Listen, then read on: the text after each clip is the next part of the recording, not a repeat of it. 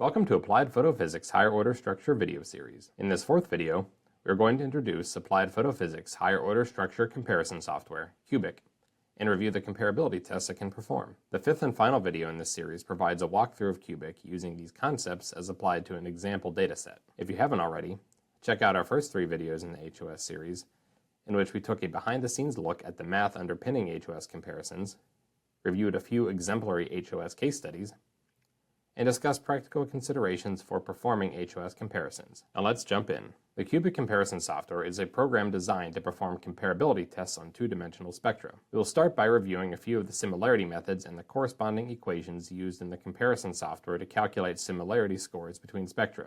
In a nutshell, each method compares two two-dimensional lines, which in our case will be two different spectra. All methods return a similarity score that is representative of the similarity between the two lines. Several spectral similarity methods, including the weighted spectral difference, or WSD method, discussed in the previous videos, are included in Applied Photophysics HOS comparison software, qBIC. Since the methods assess similarity differently, their response ranges and the numerical values for similarity will also be different. For example, the area of overlap method has a response range from 0 to 1, with identical spectra giving a value of 1, whereas the spectral difference methods have a response range of 0 to an unbounded upper limit, with identical spectra giving a value of 0 and units being the same as the spectrum. We will briefly discuss each of these alongside the corresponding mathematical formulas. If you're interested in learning more about the advantages and disadvantages to each approach, check out the sources listed at the bottom of the screen. The equations for calculating two types of correlation coefficient are shown here. The equation to the left is the Pearson function, on the right is the Prstrelsky function. In these equations and others that we will encounter, X represents the CD signal of the sample spectrum at a particular wavelength, and Y represents the CD signal of the reference spectrum at the same wavelength. The Pearson function has a response range from -1 to 1, with identical spectra giving a value of +1. The response range for the Prstrelsky function is 0 to 1, with identical spectra giving a value of 1. The correlation coefficient methods include spectrum normalization. The spectral difference, or SD, and weighted spectral difference, or WSD, methods are calculated using the equations shown here. For a closer look at the weighted spectral difference method, check out video 1 of our HOS video series. The absolute value term in the weighted spectral difference function gives more weight to areas of the spectrum where signals are strong, improving the sensitivity to spectral changes. The range of both the spectral difference and the weighted spectral difference is 0 to an unbounded upper limit, with identical spectra giving a value of 0. The spectral difference methods do not include spectrum normalization, which must be carried out separately. The stages in the calculation of the area of overlap are shown here. The area of overlap is calculated as follows, with the areas computed using the trapezium rule for a numerical approximation of the overlap. The absolute value of each data point of each spectrum is calculated. The two resulting spectra are both normalized to an area of 1. All data points with opposite signs in the original spectra are set to 0. And finally, the area between the spectrum formed by the minimum values of the two resulting spectra and the x-axis is calculated. The response range for the area of overlap is 0 to 1, with identical spectra giving a value of 1. The area of overlap method includes spectrum normalization.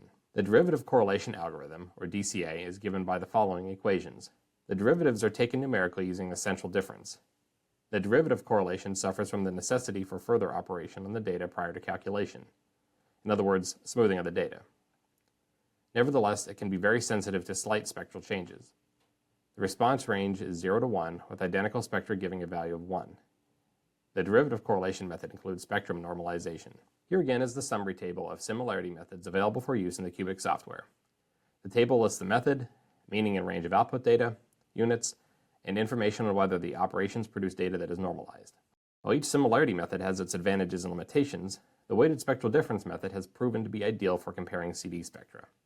Its inherent mathematical weighting minimizes the influence of low signal regions, where variations are primarily due to noise, while enhancing sensitivity in key regions where subtle structural changes occur. The qBIC comparison software is designed to make comparisons between a reference group of spectra and either another group of spectra or a single sample spectrum. A key point is that in each case, the reference represents a group of spectra that has associated statistics to which other spectra are compared. For a closer look at this statistical analysis step, see video 1. First, we must start by calculating a reference dataset.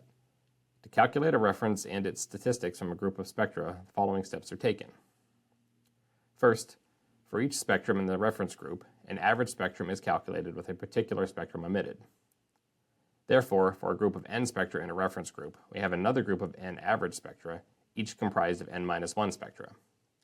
Second, for each average reference spectrum, the emitted spectrum is then compared to it to give a similarity value using one of the spectral comparison methods just described.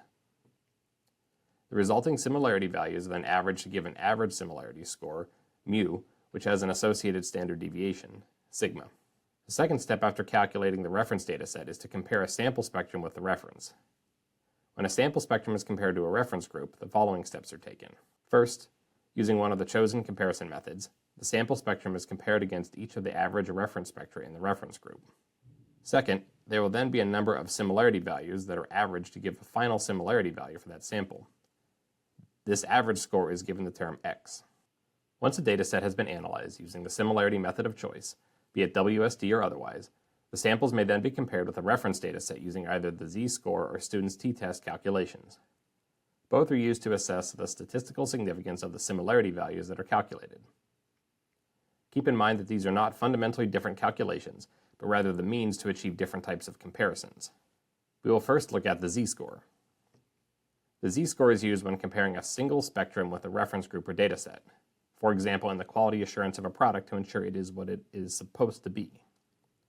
When comparing a single spectrum with a reference dataset, a standard score, the z-score, or resolving power, can be calculated from a spectral similarity score according to the equation shown here, where x is the similarity score between the sample and reference spectra, mu is the average similarity score of the spectra that compose the reference, and sigma is the standard deviation of mu.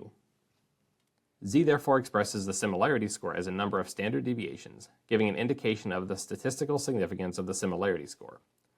For example, working at a 2 sigma quality range, a z-score of less than or equal to 2 indicates similarity, and a z-score greater than 2 indicates dissimilarity.